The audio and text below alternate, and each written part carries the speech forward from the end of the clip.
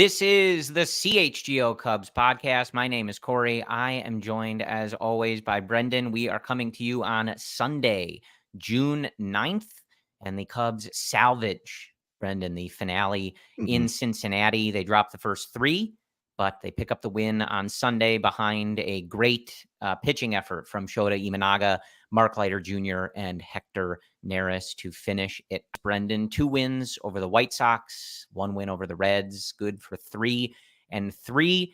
Plenty to discuss in today's episode. Michael Busch is playing second base now. Nico is hurt, but not on the IL again. Stop me if you've heard that before. Shota, really good, et cetera, et cetera. Plenty to talk about, but how you feeling on this fine Sunday, Brendan? I feel awful. I'll be honest with you. I feel awful. This team is exhausting.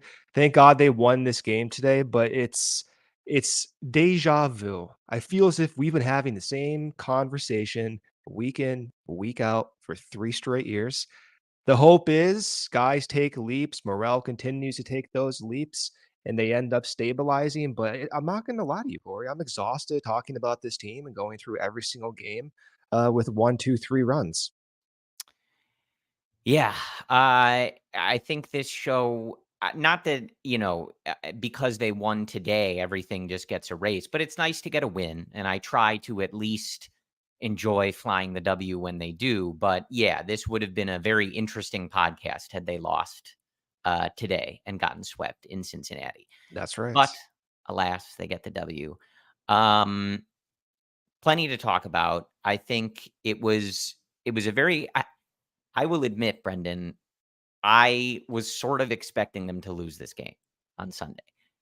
When they didn't, they did really good work early against Frankie Montas and then only managed to put up the 4 runs. They left runners on in a couple of those innings. You felt like 4 doesn't feel like enough. You should have had more than 4. And now the pitching staff has to work with 3 or 4 runs yet again. I felt the hammer was going to drop at some point, but they got it done. Speaking of hammer, that saved the season. The pitch tapping thing, did you see that? Yeah.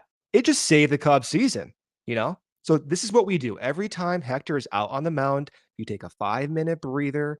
Everyone plays catch in the infield. They have a little chat and they just tap the mound a few times. That's how you save this season.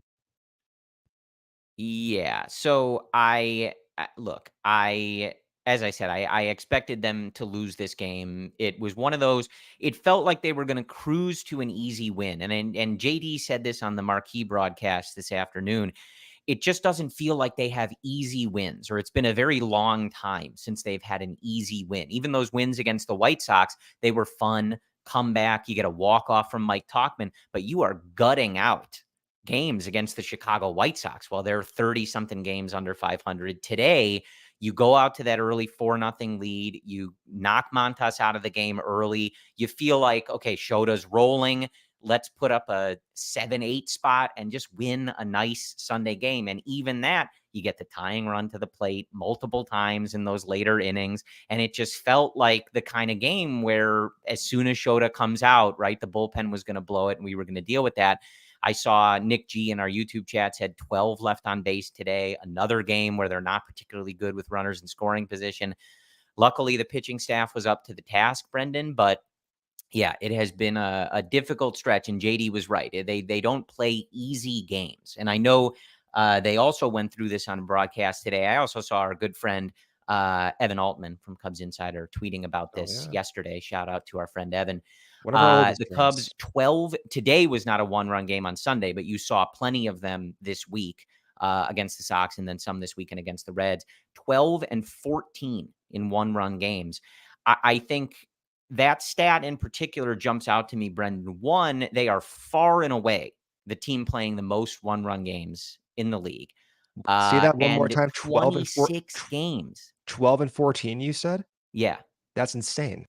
26 1-run games. It's insane. And it feels like it's one of those things where we talked about this so much, Brendan. That's one of those things that feels annoying because all offseason, when the offense wasn't drastically improved, we said, You're going to play a lot of one-run games. You're going to play a lot of one-run games. That's going to put pressure on the starters. It's going to put pressure on the bullpen. You need to be perfect on those margins. And once again, in this series in Cincinnati, sloppy defense, sloppy base running, just poor play at times from this team. And then you look at a number like that and you go, yeah, that's a lot of one-run games, and they need to do those things, and they haven't so far this year. It feels exactly like those numbers. 12 and 14 seems exactly spot on to how it feels. And the problematic way they're winning games is it stresses the bullpen the next game and the following game. It changes how Council uses his starting rotation, having to max out a guy that that should be taken out an inning early, but you have to get him out because or you have to keep him in the game because the bullpen is taxed. That's the disconcerting part about how they're going about competing every single game. The defense continues to be a problem, which is the most surprising facet of this team. The defense and the errors we're seeing are mostly at the gaps in the corners. We're seeing them at third base, seeing them behind the dish with the catching unit. The catching unit can't hold any runners. They can't throw any runners out, trying to steal second base. It's a black hole, quite frankly, behind the dish. And then you still have some issues in right field at times. But really, it's that corner infield group that isn't inspiring confidence. Wisdom comes in, multiple errors. Christopher Morel still showing growing pains. Nico's out, and you have Michael Busch playing second base, although he had no ground balls hit to him today with the fly ball pitcher in Imanga. But it's frustrating that those are the options that have to be played. It's frustrating that money and resources were devoted to shoring up the middle infield defense, shoring up the outfield with PCA, extending Ian Happ, presumably with the intention to have one of, if not the best defense in the league. That needs to be cleaned up. It's quite frankly unacceptable from the entire unit, and it's still costing them innings in bullpen use when guys get extended, like we saw with Porter Hodge, who's now back in Iowa. So that's the frustrating fact of the defense is, yes, it costs games, but also has consequential effects on a game-to-game basis. And for many of these guys trying to make their mark at the big league level. Yeah, I mean, I think that, for sure in terms of the overall impact that stuff like that has. And I think you saw that especially in the game that Justin Steele started. He just deserved a better outcome than that. The defense is bad. It leads to more runs. It leads to him having to pitch deeper into the game, more pitches, more batters, and it throws off the entire flow of the game. I thought that inning on Friday, I just saw our good friend Cody Del Mendo this afternoon, and I was talking to He's him still about how I alive. feel like. Say again? He's still alive. Yes, for now. They won, so he's okay. Okay. I was talking to him about how that inning on Friday and Steele's start felt like it encompassed a lot of what we've seen from this team so far. Justin Steele's throwing a no-hitter, but it's a tie game late in the game. So he is trying to preserve a no-hitter, but at the same time has to be perfect because the offense hasn't put up any runs.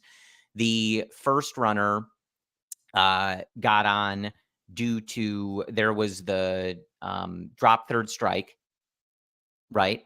And Yeah. then I believe De La Cruz got on via error. Error. So Correct. then the first hit of the game brings in 2 runs that Yes. shouldn't have been on in the first place.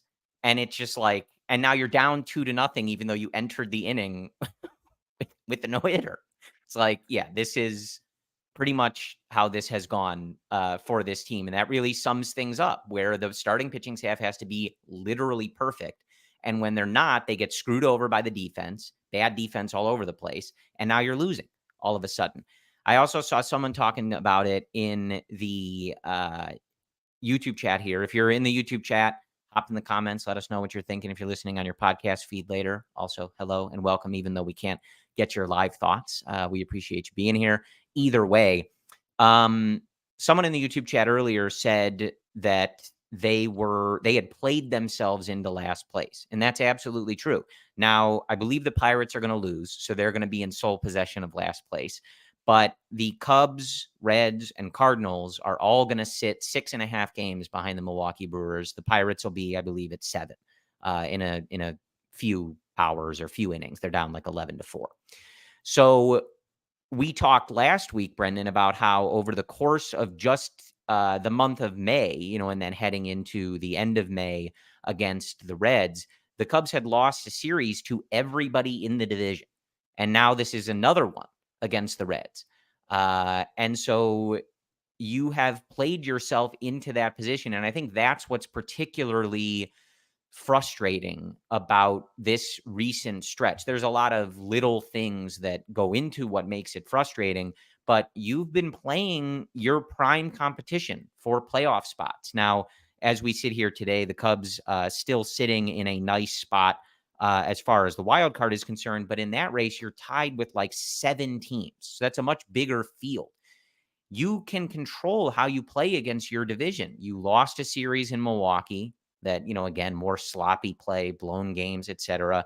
Didn't take care of business at home against teams in your division, lost a series to the Cardinals, now go on the road against the Reds, drop 3 of 4 there. This is all of your own doing. Now you're in a dogfight for last place in your division, and it's because you couldn't take care of business, Brendan. They can't take care of business. They're playing on the margins. Their offense isn't designed to offset some of the ebbs and flows that naturally happen during the season. The lineup and the production so far has missed expectations. Going into Sunday's game, Michael Busch had the highest weighted on base average on the team. That's commending the front office and discuss for identifying someone like that, and Crook Council's using of Busch in selective matchups, but also representative of the gaps in not having high productive hitters. Behind Michael Busch is Michael Talkman at 342 weighted on base average. Seiya Suzuki, 340, off and on injured.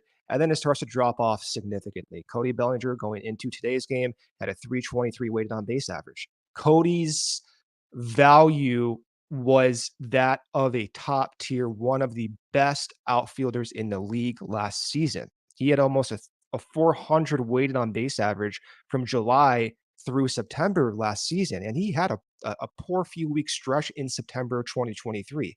Seiya Suzuki also had a 400-ish weighted on base average from July through September last season. The Cubs need to have bats of that caliber, whether it's those two guys again, or whether it's Morel continuing to show these underlying positive trends that yields value. But in the middle of June, being 3 games back, or sorry, 3 games under going into Sunday, without clear cut, confident run producers, is discouraging. And it's absolutely missing the mark in a 4-year process. Getting to the point where the decisions being made on a daily basis is that of not certainty, is missing the mark. It can still work out. And I've always said to you, I'm optimistic it does work out because some of the trends are quite encouraging, but it's just really unsettling that they're in this position. And it is missing the mark. This is not the plan. This was never the goal to be 3 games under, twiddling your thumbs, hoping it works out for a wild card spot. It's really unsettling, despite even seeing this win today.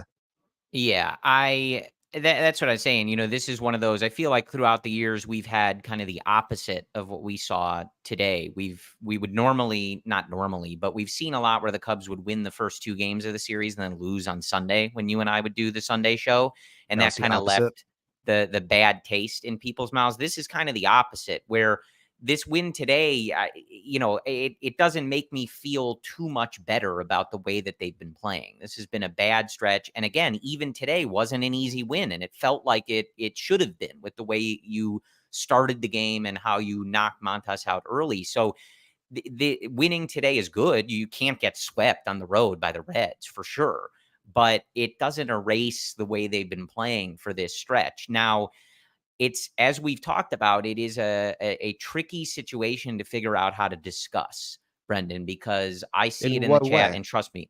Say again? In what way? Tricky in what Well, way? so I there somebody pointed this out. There's only a handful of teams in the National League that are over 500. If you look at the wild card race right now, of which the Cubs are tied for the final wild card spot, you have the Braves, who are at 35 and 28, like 8 games behind the Phillies, who are red hot, the best team in the National League right now. And then the Padres at exactly 500, though I think they might be playing right now. So don't, hold me to that. And then after that, everybody below 500. So it's weird to talk about because we share frustrations about this team, but they currently hold a playoff spot. And I know a lot of people are like, this team isn't good enough to make the playoffs. I don't care. They should be getting ready to sell. They're not super well positioned to do that, even if they wanted to. You don't have a bunch of like expiring contracts of really valuable hitters that you can trade and command a ransom for, like we've seen them have in the past, like a situation like Marcus Stroman, or you look at the Mets like Pete Alonso. That's a great situation to try to trade someone if you're out of the playoff race. Cubs don't really have a lot of those guys. And also, if Jed is selling at the deadline, I'm not quite sure he's going to have a job much beyond that if it comes to that. So it's a weird position because, as we've talked about, we can be frustrated and we could admit the failings of this team so far and things that we don't like about this team and what we didn't like about how they were constructed in the offseason. But I think we have to focus on how do they get right? What do they do to get right? And how do they kind of push forward and try to make the playoffs? Because that's what this front office is going to try to do. They don't want to sell. And like I said, if they're in a position to sell, I don't know if Jed should be the person that's making those decisions. And if I were Tom, I would say, see ya. Like, these were your risks you took. Like, that's it for me. So it's the beginning of June. We have until the end of July, beginning of August to get stuff right. And we have seen some stuff that, and so Godfather, in our chat, Michael Collada, he says that's BS, 4 teams over 500, so that makes it okay for Hoyer's failures. No, and I didn't say that. So I'm not positive where that comes from. I didn't say that makes it okay. But they're currently a playoff team. They're not going to give up that spot because they're under 500. They're going to try to make the playoffs. So we have to operate the way the front office is going to operate. I've complained about how they operated in the offseason plenty. You know what I mean? So I'm not sure what more I can say on that.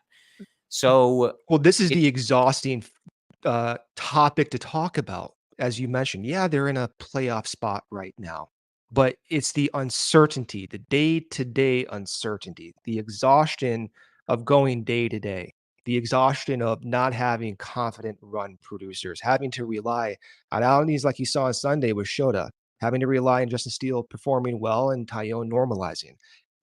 When we talk about the team and going forward and what needs to happen, we're of course going to do that. But I loathe that we have to discuss those topics. Of course, we want to be a 95 win team on paper. That's obvious the goal, right? But that is still the standard I hold the front office too. So when we're talking about all of these decisions and the moves and the trends and what needs to go right for this Cubs to make the playoffs, that's justifiable, but it's also justifiable to talk about the team and how they got to this point over the past 3 to 4 years. Where sure. I currently am, Corey, is given that we have almost a 3.5 year sample, I don't have much confidence in the executive decisions that this front office has made. There's not much proof that we're seeing. We need to see the results at this point. Where my confidence comes with the front office and the organization at large is they have made significant strides in drafting and in player development.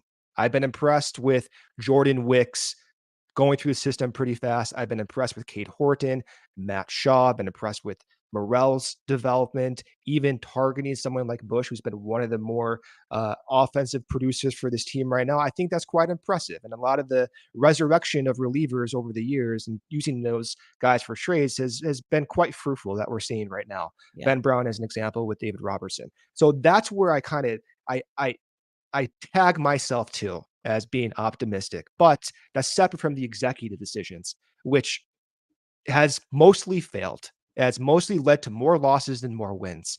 And as a result of those more losses and more wins, we're talking about an 84, 85, 86 win team at best right now, 86, 87, 88.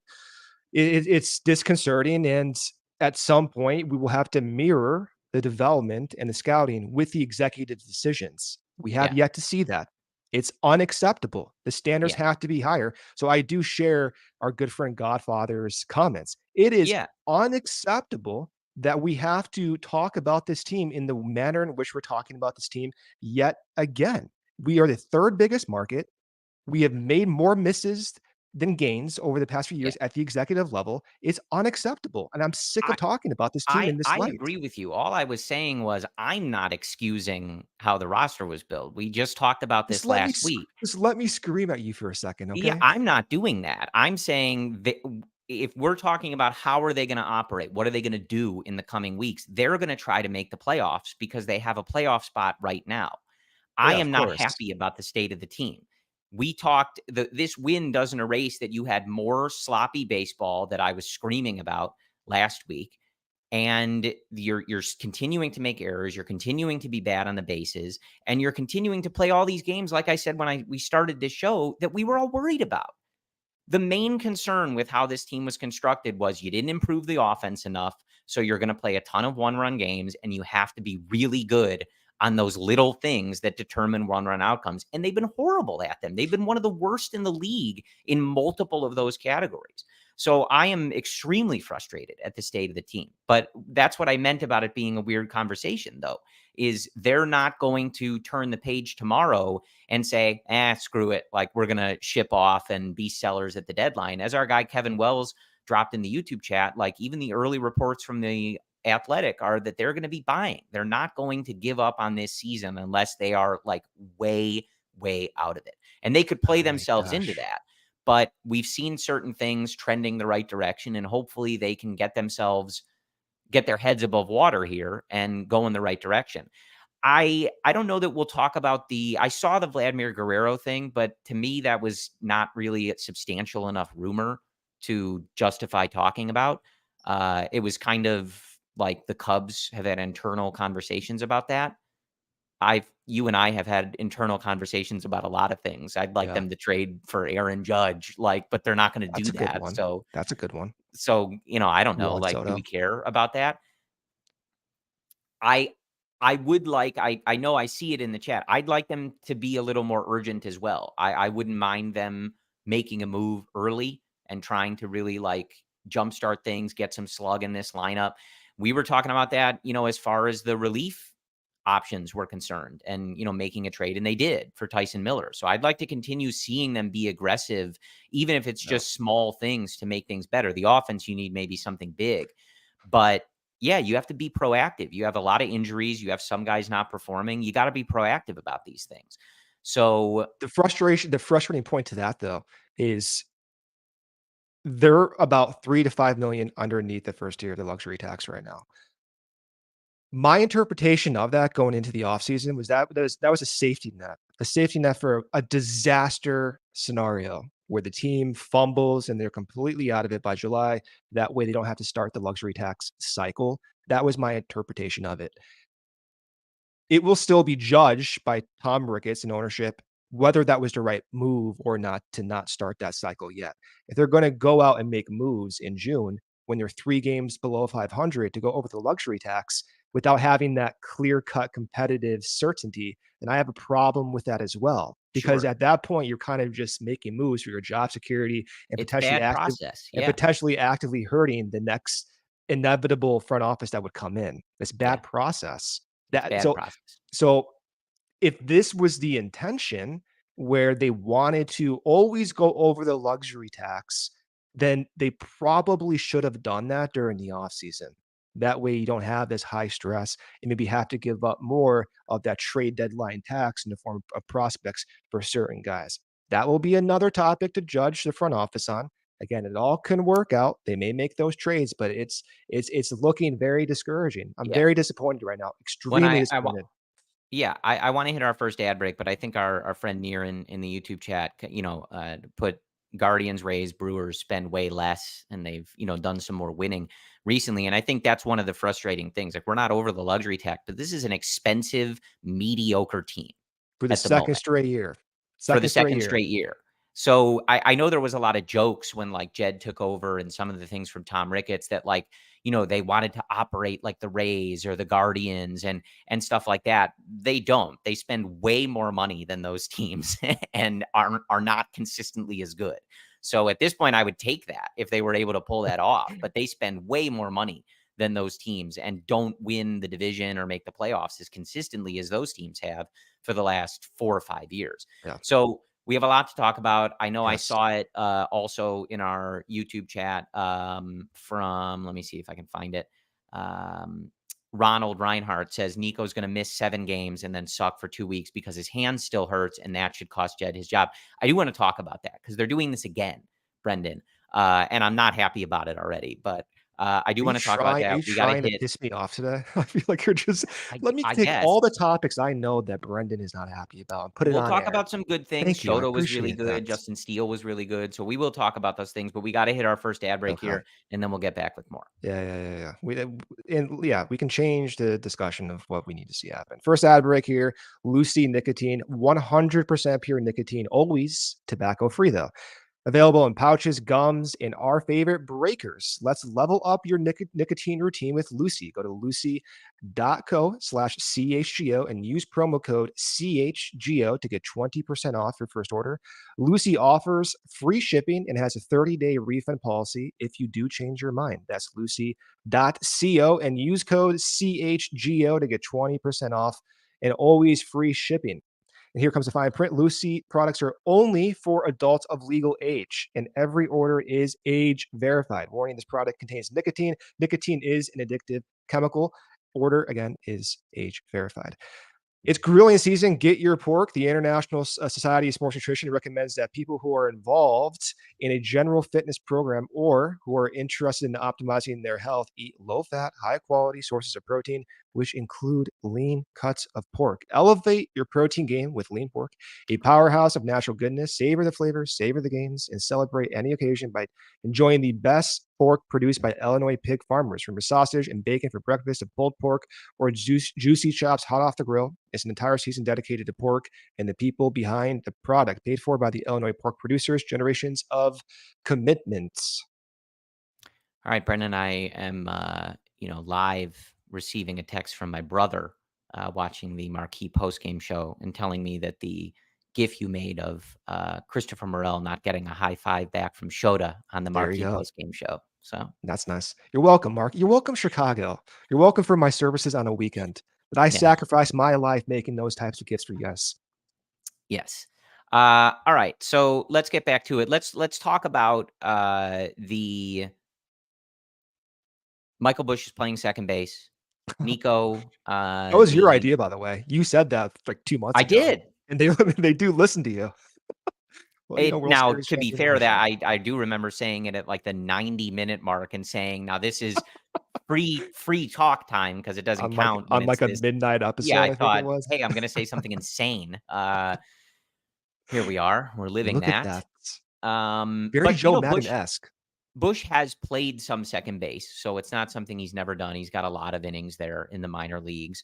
I Brendan, for the life of me, I don't understand the obsession with not just putting guys on the injured list, especially in this situation when, maybe what was it, a fracture or whatever in Nico's hand is Yeah. not super significant. They hope it's not going to be a long-term thing, but just let him sit for 10 days. Do you want him going up there and hacking with whatever's going on in his hand? Probably not. And as we've seen before, I showed the YouTube comment before. Yeah, I fully expect that if he does play, he's not going to look good or he's going to look off, or there's some risk of it getting worse and then he misses more time. I just don't understand. It's one of those things that it feels meatball-y in a way to like yell about how they handle things and stuff like that. But I don't know that it is. Just put him on the injured list for 10 days.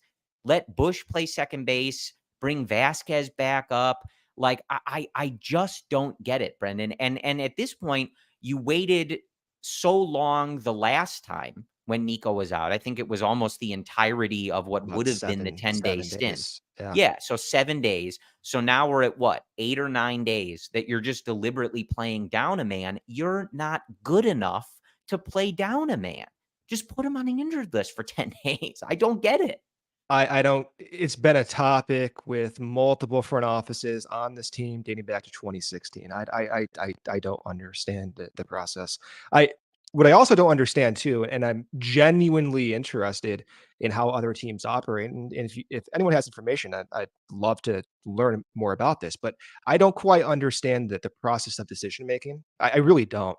And it's not a critique. I'm being genuinely curious about this. When a player is showing signs of pain or distress or injury, and a trainer comes out, and the player ends up staying in the game. And hours later, maybe day or two later, an injury comes back from imaging or diagnostics that point to the severity of the injury being worse than initially thought. My question is, can that process be refined a little bit more? If a player is being injured or showing signs of distress on the field and he's being allowed to stay in, isn't that a point of improvement, an area of improvement? Should there be maybe uh, more investment in medical interventions or staff to offset some of those errors over the past few years? It's a legitimate question I have because it's frustrating, especially when we see Seiya Suzuki, who's been dealing with an oblique injury. And Seiya gets hit in the back. He gets allowed to stay in and then takes one more at bat, and then he's out of the game. Yeah. Cody Bellinger breaks his rib going into a brick wall, stays in the game, ultimately comes out. Yeah. It's not a critique. It's a question I have is what is No, the it's fair. process and Well, can that be and improved? yeah, and I saw some folks talking yesterday too, Seiya not available yesterday when there were some pinch hit spots where he would have been the best matchup for it, but then getting the start today, able to play. Again, I understand some of that stuff, but when it starts to pile up, you start to just sort of ask these questions of like, this process feels not like it's maximizing. You only get a certain number of roster spots, and you Yeah. need to, when you are not a team that is carried by several elite players, you need to be very smart and maximize how you're using those spots, how you're managing everybody's playing time. And from an outside perspective, maybe meatball-y is not the right word, but just like it feels easy to say when I'm sitting on the couch watching the games. And so, of course, there's going to be stuff that I don't know, but it just doesn't feel like this team maximizes those little transactions and But processes like we see some other there's teams some do. middle ground though. Having Sure. an initial meatball-y take may seem meatball-y, but when the results end up being that you don't have a guy for 7 to 8 days, it's Yeah. not meatball-y anymore. Well, and It's reflective of a process that needs refinement. It's not yeah, meatball-y. I Yeah, exactly. I Yeah, I understand I understand the logic of not wanting to put Nico on the IL for 10 days if you only need him on the IL for 3 days. But this feels like, okay, great. You luckily avoided him breaking his hand or it's some funny. long-term injury, but he does have an injured hand at the moment. Something did happen to him. Just let him take the 10 days. Do you need to rush him back? It's funny because Why? he was pinch running the next game. I think it was Saturday night, and so you can see this, like, massive lump on his right hand. I'm like, "What the hell are we doing Just right let him now?" sit for 10 days, Like, man, and again, even thinking long term, like, you still have several months of this season to it's go, like, just let him crazy. rest. It's crazy, and Luis Let him Vasquez rest. had come up and made a crucial base running decision in Milwaukee to win a Yeah. game. He's So competent. but let's talk about the construction. I do like if Nico's gonna be out, I do like this construction to try and see if you can throw this lineup out there every day or most days and see if it can gain some traction. Let PCA play, let PCA get the experience, make some adjustments, and see how he does. Let Cody Bellinger play first base, try Bush at second base. If it's a total disaster, it wouldn't be the first position on defense that has been somewhat of a disaster for this team so far. Yeah. So I think it's worth trying. And part of the reason that even when we were talking about it, I said, trying when I talked about it, I think I was talking about Bush playing third base because Nico would have been in there. Or maybe it was when he was hurt the last time. I don't know. No, it was hurt when But it was when he was hurt the last time you brought that so up. we're just repeating this You said conversation. second base, Great. yeah. Great. So it's because I want PCA in there every day. He's a young player. He had shown some adjustments at this level and when he was back at AAA, and you want to give him a chance to show what he's got. Coming up and playing once a week or pinch running, that's not seeing what he's got. If you want him to be a jolt to this team and see if he can take over in center field, you got to give him the opportunity to do it.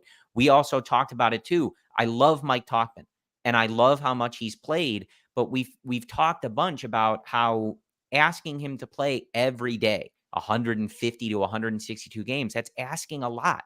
That is taking, I was thinking of this the other day. It's a horrible like analogy, but I was thinking about Tauchman, and it's like if you were making lemonade, Brendan, and you had a Okay. lemon that had a Yeah. ton of juice in it, like this is the juiciest lemon I've ever seen in my life.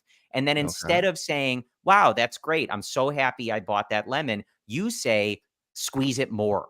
It's not enough. And it's like, why would that be the way you think about that? He has been so good for this team, but forcing him into a position that he has to play every day, including in matchups that are not beneficial to him, that's just taking something that's really good for the value and where you got Mike Tauchman and changing it into something else. And I want to see him utilized better. And I think by playing PCA more, you can find that balance and give PCA a shot to be the player that you want him to be. I share that sentiment. I'm not as annoyed by that decision. I actually think Council has done quite a good job spreading out at bats. If we were to go back to the first few weeks in April when the roster was healthy before Seiya went down again with his second injury, Madrigal at the time, I'm not going to say his name one more time after this, but he was only getting one at bat per game on Yeah, average. So he was a late inning guy. The roster construction made sense. You had Ian Happ leading off, getting the most at bats. Morel has continued to stay in the cleanup spot. I'm not really concerned about that. And when I look at the bulk numbers, for instance, with Bush and Talkman both having the top wars on this team with 340 weighted on base averages, going down the list, you have Nico, who's performing at his exact career offensive rate. You have Ian Happ performing now up to standards with ranges we've seen in years past. The disconcerting trend that we're seeing is not matching those performances with guys that we expected to be those big contributors. If we had Talkman and Bush and Nico and Hap performing exactly how they're performing right now, you couple that with Bellinger and Seiya's top tier run production, this is an entirely different conversation. sure. And in fact, we're probably lauding the use of Talkman and those guys that are complementing the huge boost of that middle of the order. But we're not having that discussion because those middle of the order bats, Bellinger is below 325 entering Sunday, Seiya below 340 because they're not hitting their projections right Yeah, now. So it's amplifying some of those uses that you're talking about. I think if Talkman's going to show signs of regression, not like statistical regression, but just like not being able to adjust to scouts, I think Council will make those decisions appropriately. And even though we were a little upset when PCA got sent down, they did rectify that mistake right away. And he was called up right after that 10-day stint in AAA, and he's starting more. I want him to start even more, and almost I said it 80, 90% of the time, but I have confidence that the way he will be used is the way he should be used. I really sure. do believe that. Yeah. So, you brought it up, and today, Seiya, we've been looking at some of this. I know I've looked at this over the last few weeks. The Cubs finally had someone in their lineup today with an OPS over 800, Brendan. Seiya Look at that. Suzuki at 801. I mean, to be Congratulations to fair, us. he's looked good for the past couple of Yes. weeks. Yes. Yeah. Like, I think some of the aggression we had talked, about Say's aggression for multiple years. At times, it's a little weird. His walk rate doesn't align with his chase rate. He has a well better than league average chase rate, but he's walking at like a 6 to 7% clip. It's Yeah. misalignment. So it goes to show that on an at bat to at bat basis, there might be a little bit too much um, tailoring that Yeah. you would want to be desired. So there is still a work in progress, and unfortunately, in year 3, it's part of the growing pains. Yeah, and, we talked about this last week, so I don't wanna talk about it too much. I did see a comment from Matthew Wright about, Morel playing through probably some sort of toe injury.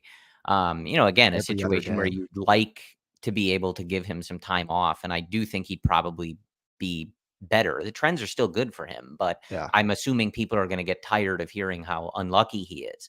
But we talked last week, Brendan, about how, eh, believe in him or not, he's hitting cleanup again for this team, and he's got a 700 OPS. So there's such a difference in squaring what you believe for a 24-year-old in terms of his long-term career and what you're seeing from him as a young hitter versus the production you need now.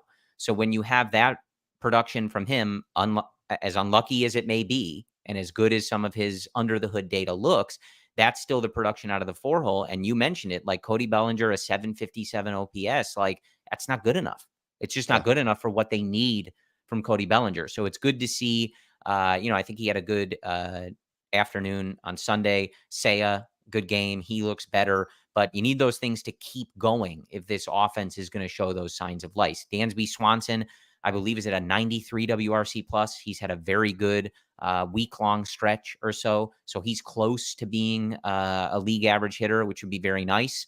Obviously, it was a very tough start to the season for him, but these are the things you need if this offense is currently constructed is going to be good enough to get us out of all these one-run losses and games like today where they won the game, but you felt like the offense didn't do enough. And then it was on the pitching staff to, again, try to preserve a small number of runs in a tight lead in order to get the W. And if anybody on the pitching staff fails at their job, well, then boom, we're staring at another loss. Didn't happen on Sunday, but we've seen that playbook far too often from this Cubs team so far this season. Let me do the second ad break here. I'll show one graph and then we'll go into the ad break, but kind of reflecting your point, Corey. Early on in the season, this is just a running average of exit velocity, so how fast they're hitting the pitch. Uh, the first thing you're going to see is a light blue line around 95 miles per hour. That's Seiya Suzuki. You see that line just go down precipitously right when he got injured. And it's starting to go back up. Ian Happ is just going to the moon with exit velo. He looks like the exact same guy we saw last year and the year before that. And then what you'll also notice is that Dansby Swanson in purple is third on this list. And you'll see the straightness of that line after the initial purple dip. He's looked pretty good before the knee injury and after the knee injury in terms of his ability to make hard contact. The problem with Dansby is that hard contact's been like the third base on the ground. The area of improvement for him is taking that hard hit contact and then just elevating it. And we saw that in Cincinnati. He had multiple base hits, extra base hits to the opposite side. He had 3 doubles to the opposite side and an opposite field home run. That's a great sign that he's elevating the ball and using now that hard hit rate to turn into extra base hits. So I'm quite encouraged with Dansby. You want to see more offensive production, but again, with him, 100 WRC plus to 110, which is typically his career range with Gold Glove defense, is what you want. Where what we really want is seeing Bellinger and Seiya boost that line to the moon like Ian Happ, maximizing the optimal offense for this roster. And so if Happ, Bellinger, and Seiya are going to be around 350 to 375 with Morel going to 375 as well, then that's where the encouragement will start to percolate in. Until we Well, see that, so those results, then it's going to be a little unsettling. yeah, and look, this is what we talked about throughout the offseason. Those things are non-negotiable for this offense to work Exactly. because you did not add true elite star power to this lineup that just rolls out there with a 900 OPS every day, no matter what. These things have to happen. Cody It's a Bellinger necessity. has to be Uh, as good at least as he was last year. The trends for Morel have to lead to actual results. Seiya Suzuki needs to be a strong middle of the order hitter, not just for 4 week spurts at a time. He needs to be it every day. And that's pressure on those guys. And that's on the person who constructs the roster. But in terms of whether or not it succeeds, that has to happen. We talked about it too. Ian Happ has to be the hitter he's been throughout his career. He's gotten more towards that. He's been much better as of late, the last few weeks. Dansby Swanson needs to be the career hitter he's been. That's just a slightly above league average hitter, but that's a far cry from the 70 WRC plus he was putting up for the first 2 months. So he's trending the right direction. He's almost there. But for this offense to work as currently constructed without the likes of Juan Soto or vintage Chris Bryant in this lineup, right? Just as an example, those things have to happen. It doesn't work if they fall short of that. And up until now, that's what you've gotten. And for some of these guys, you're still waiting for that to kind of click in. Either the Chris Bryant or, the John Lester at bats of the world, those opposite field moonshots. That's what we need. We need a John Lester type at bat, someone who just goes in there, slugs If you away. did a home run derby right now between John Lester and Yan Gomes, John Lester's winning. So That's an entirely different conversation. Who's that yeah. behind you, by the way? That jersey behind you, behind your Yes, that is a your John right Lester shoulder. jersey. What's that patch on the left? So, Brendan, that patch, it's the World Yeah. Series logo, and then beneath it, it says champions. That's because the 2016 Chicago Cubs won the World Series. What won the World Series? Yes. Just checking. Okay, that's a Cubs jersey too, right? Yes, it is. Okay, thank you. All right, Yes. let's do the ad break here. We'll come back and we'll finish talking about this team. Uh, Penrose Brewing, Geneva, Illinois, seltz up hard seltzers with real fruit, led by Lemon Seltz Up, a national gold medal winning hard seltzer with real lemons. They created our unique twist on a lemon shake up with a house made hard seltzer and pureed lemons for a throwback to warm weather and county fairs. Also available is Lemon Tea Up, a half and half inspired hard seltzer. Just released this year is also a transfusion seltz up inspired by a popular golf cocktail with grape, ginger, and lime. Penrose is available at your local beverage retailer or visit Penrose's taproom in Geneva. For more information, go to penrosebrewing.com or follow them on social media at Penrose Brewing. Game Time is an authorized ticket marketplace of Major League Baseball, which makes getting tickets faster and easier. Prices on the Game Time app actually go down the closer it gets to first pitch. Use Game Time for last minute tickets, even at Wrigley Field. The weather is warming up, the summer's on your way.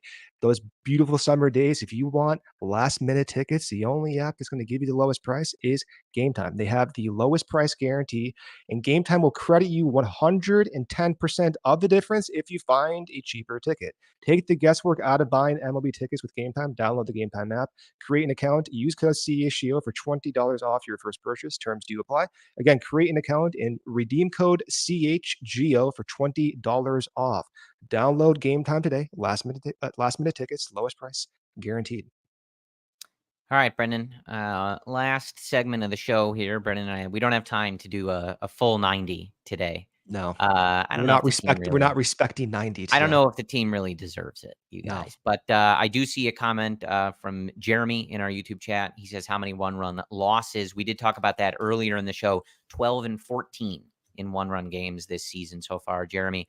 As JD said on the marquee broadcast this afternoon, far and away the most one-run games played in the league, as we all knew they would and worried about. And here we are living that nightmare on a somewhat daily basis. So I did want to ask you, Brendan, just about what we saw from the pitching staff this weekend.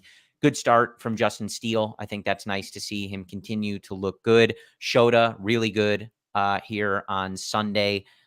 Gave up the early homer, but other than that, really, really solid. And that was a start from Shota too that this team needed. He's obviously been so good for this team. Had the rough start in Milwaukee after the long rest with the rain out in St. Louis, but really, really needed that from him today. They needed him to show up and shut down the Reds, and that's very difficult to do in that ballpark. So the effort from Shota today, really good. Ben Brown, also really good. And I wanted to get your thoughts. We saw Jordan Wicks come in long relief over the weekend. He's back from the injured list. Curious how you would like, I think especially those two, Wicks and Ben Brown, how you'd like to see them best utilized as we go forward here. I would like to see the roles reversed. I would like to see Jordan Wicks start games and Ben Brown be used out of the bullpen. It's a negligible difference, I think. I'm not too heated up over it. I understand why Ben Brown is starting, but the way I kind of see roles being used in August and September is Ben Brown is used as a higher leverage guy in more of a max effort role because one, his innings are running out, and two, the Cubs need a bullpen guy. Jordan Wicks hopefully secures that last rotational spot, pitches like the guy we saw last season when he was called up, showcases those 5-6 pitch types, changeup, cutter, curve, four seam, and he looks like the staple every fifth day guy. I would like to see that achieved fast. At the same time, I'm wondering why he's being used out of long relief. If it's temporary, if it's just a 1 week thing, and then they'll reverse the roles. Maybe there's some workup that needs to be done because he is coming back. I have no idea. But in a perfect world, without having all that information, I just would like those roles reversed right now. It's nothing against Ben Brown. He's been incredible. The two pitch that he's using, the strategy with the curveball and the four seam fastball has played up beyond my expectations dramatically. So I'm incredibly impressed. And if we weren't having these problems in the bullpen and trying to maximize the entire staff, and I would be interested in giving Ben Brown continuous looks. But I imagine he will be on an innings limit, and at some point, it's inevitable. He's going to be used in higher leverage stretches in Yeah. August and September because of that innings limit. So let's try to get Wicks going fast as quick as possible. Is my thinking. Yeah, and as we talked about, I think these long relief guys are essential to, especially just where the game is in general in Major League Baseball, but especially this Cubs pitching staff. You see it. Javier Assad, doesn't really go deep into games. He's been great for this team. He's a bulldog, a huge development over the last year plus, but doesn't really go deep into games. Generally finds himself a few times through the order. Kind of, the results aren't as good.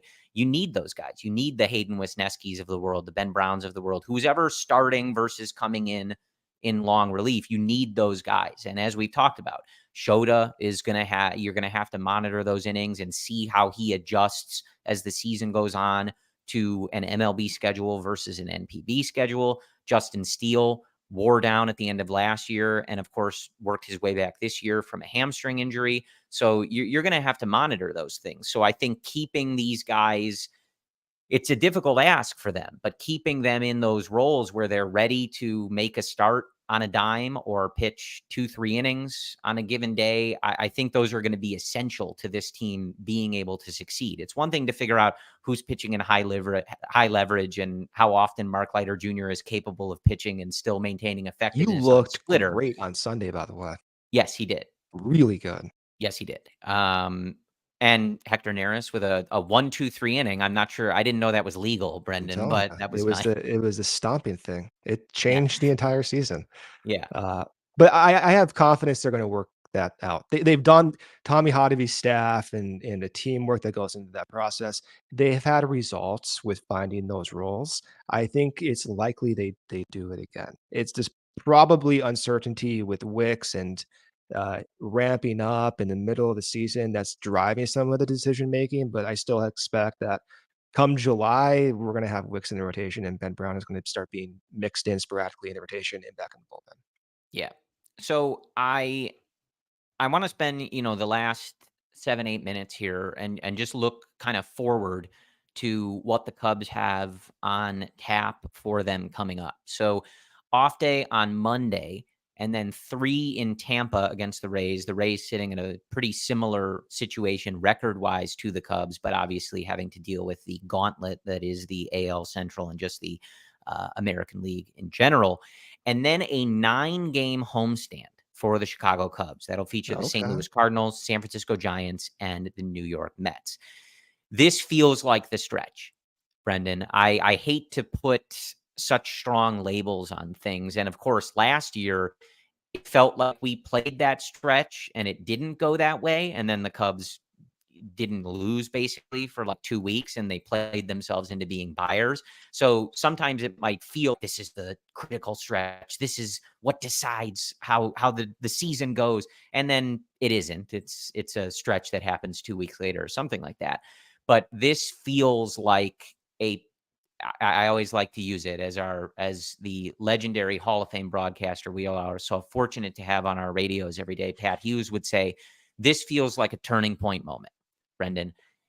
I don't Does. know if it starts with these 3 games in Tampa, but you've got yourself an off day, reset, try to get people refreshed and as healthy as humanly possible. I don't know if you can heal a fractured bone in your hand in one day, Brendan, but maybe Nico has some sort of superpower. Yeah, I wouldn't be surprised.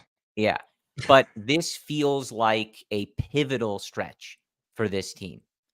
3 games on the road against Tampa, and then you come home for 9 games in your building that will take you toward the end point of June. And as we've talked about, at least at the moment, now this could change by the time that 9-game homestand starts, But at the moment, nobody that you play on that 9-game homestand is above 500. Yeah. Everybody else, the Giants are 2 games under, the Cardinals are 2 games under, the Mets are 8 games under. This has got to be where this team plays clean, better baseball. Your offensive performers need to show up and be who they are being paid to be or what they're asked to be. And this has got to be a stretch where you kind of put a little bit of a stamp on it and say, we are going in the right direction. Because if you don't take advantage of a 9-game homestand, I don't know, Brendan, you're going to head into the month of July in probably a pretty precarious spot. And also, before I let you go, the Mets are a little far behind that. But as we've mentioned, the Giants and the Cardinals, these are 2 of the teams that at the moment you are tied with or duking it out for that final wild card spot. So these are similar to how the Cubs have not taken advantage playing their own competition in the NL Central for the last month. They've been terrible in these series against the NL Central. Here's your shot. You're going to have 2 series against the Giants coming up in the month of June. These are teams you got to beat. If you want to have optimism, you wake up on a Tuesday morning, you read the baseball box scores from the previous night, and you ask yourself the question, do I feel good about the Cubs' chances? The path forward of optimism is you have Shota looking good again. You have Steele turning back to form in 2023, your top 2 guys. You have improvements offensively from Dansby Swanson over the past week. Ian Happ continues to hit baseballs hard. Seiya Suzuki has been very good over the past few weeks, continues to hit baseballs hard. And then you have Cody Bellinger also hitting baseballs hard. You're starting to see trends go up. Michael Busch, a little bit more playing time. That's coming with harder contact. You're seeing some trends go up with some normalization in the starting rotation and even in the back end of the bullpen. That's your reason for optimism is I think those 3 trends. At the same time, the reasons for negativity are 1, say is oblique, Nico Horner's injury. Uh, can we expect the top end performance for some of these starters, even though they're looking really good? And is it even enough what the offense has been showing under the hood? Can this performance lead to those elite top end performances offensively? Those are the questions, but at the same time, those are also the encouraging trends that could lead to justifying the optimism. And quite frankly, I kind of need it at this point. It's been an exhausting season. I don't want to wake up on a It has. Tuesday morning with looking at, standings with 3 games under 500, man. We've been doing this for too long. It's been very frustrating, and I think Yeah. this weekend, outside of Sunday, obviously, which had its own frustrations despite being a win, I think this weekend, it felt like, they play the same game a lot, Brendan. Like, they fall down, like, 5-1, 5-0, and without a shadow of a doubt, I could bet you they'll do enough on offense to lose 5-4. It just feels like they play a similar game like that all the time. We saw it a few times in this Red series, the dreaded fake rally, where Oh, they're I know. down. I know. Do you? Yeah. I They're down know. 3-0, and they'll score 2 runs and have runners on second and third in the top of the ninth and just lose 3-2 in as painful and annoying a way as humanly possible. And it just feels like this team plays that game all the time. That's what And happens when you have a that is roster what built happens. like this. You increase your chances of nonsense happening. You increase the chances of one-run games and fake rallies. When you're an Yeah. 84 win team on paper, you are more likely to have these frustrating talks than not. This Yeah. was the risk. It was the risk. Yes. So it's been frustrating. There is a lot that is, I think I do believe the fan base, and you and I are part of it, is justified in being frustrated. And I don't know if I would call it complaining, but I think calling out what we've been talking about with this organization, because a lot of what people are frustrated about at this exact moment, coming off dropping 3 or 4 to the Reds, is not stuff that they're only saying now. It's stuff that they've been concerned about since the offseason or even going into last year. They've talked about some of this stuff. So I think the fan base is rather justified in kind of expecting more from this franchise and expecting more from this team. Like I said, as we look at it, though, Currently, they're in a dogfight for a playoff spot. They're tied for one at this moment, and it's the beginning of June. So they are going to try and right the ship and make the playoffs and pay off this season in whatever way that looks like. So I think as fans, you don't have to go along for that ride. But I think for Brendan and I, we're going to look at things and try to figure out how they get there. And as we head into this off day, 3 games in Tampa, then a 9-game homestand, it starts with your key offensive contributors have got to play up to their level. Nobody's asking anybody to, you're not asking Dansby Swanson to be a 150 WRC plus guy, but 110, 115, where he's been in his career. Ian Happ, get up to 130, where he's been in his career, where he's been for multiple years.